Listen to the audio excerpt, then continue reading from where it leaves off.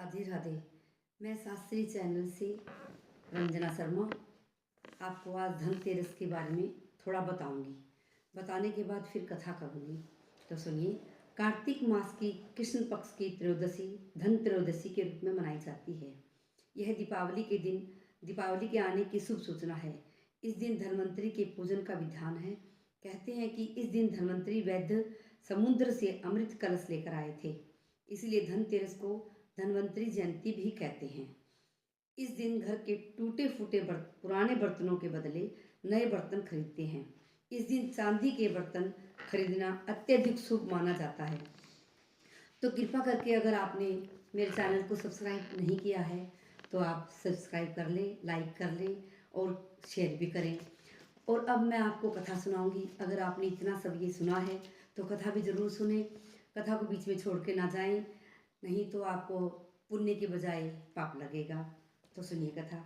एक बार भगवान विष्णु लक्ष्मी जी सहित पृथ्वी पर घूमने आए। कुछ देर बाद भगवान लक्ष्मी जी से बोले, मैं दक्षिण दिशा की ओर जा रहा हूँ, तुम यहीं ठहरो। परंतु लक्ष्मी जी भी विष्णु जी के पीछे चल दी। कुछ दूर चलने पर ईख का खेत मिला। लक्ष्मी जी एक गन्ना तोड़कर चूसने लगी। भगवान लौटे तो उन्होंने लक्ष्मी जी को गन्ना चूसते हुए पाया। इस पर भगवान क्रोधित होकर उन्होंने श्राप दे दिया कि तुम जिस किसान का यह खेत है उसके यहाँ पर 12 वर्ष तक उसकी सेवा करो। विष्णु भगवान क्षीर सागर लौट गए तथा लक्ष्मी जी किसान के यहाँ रहकर उसे धन धान्य से पूर्ण कर दिया। 12 वर्ष पश्चात लक्ष्मी जी भगवान विष्णु के पास जाने के लिए तैयार हो गई, परंतु किसान ने उन्हें जाने नहीं दिया। भगवान लक्ष्मी जी को बुलाने आए, परंतु किसान ने उन्हें रोक लिया। तब विष्णु भगवान बोले, तुम परिवार सहित गंगा स्नान करने जाओ और इन कौड़ियों को भी गंगा जल में छोड़ देना, तब तक मैं यहीं रहूँगा। किसान ने ऐसा ही किया। गंगा जी में कौड़ियाँ डालते ही 4 चतुर्भुज निकले और कौड़ियाँ लेकर चलने को उद्यत हुए। ऐसा आश्चर्य देखकर किसान ने गंगा जी से पूछा, ये 4 हाथ किसके हैं? गंगा जी ने किसान को बताया कि ये चारों हाथ मेरे ही हैं। तुमने जो मुझे कौड़ियाँ भेंट की है वे तुम्हें किसने दी है? किसान बोला, मेरे घर में एक स्त्री पुरुष आए हैं, वे लक्ष्मी जी और विष्णु भगवान हैं।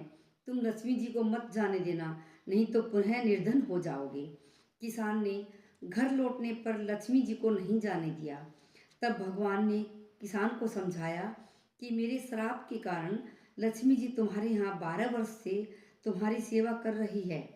फिर लक्ष्मी जी चंचल है, इन्हें बड़े बड़े नहीं रोक सके, तुम हट मत करो। फिर लक्ष्मी जी बोली, हे किसान, यदि तुम मुझे रोकना चाहते हो तो कल धनतेरस है, तुम अपना घर स्वच्छ रखना, रात्रि में घी का दीपक जलाकर रखना, मैं तुम्हारे घर आऊंगी।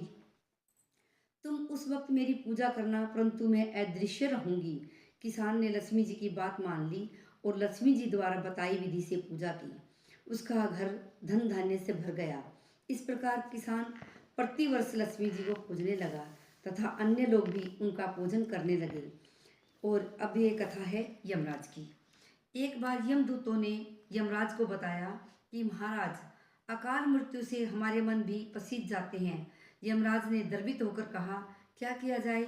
विधि के विधान की मर्यादा हेतु हमें ऐसा अप्रिय कार्य करना पड़ता है।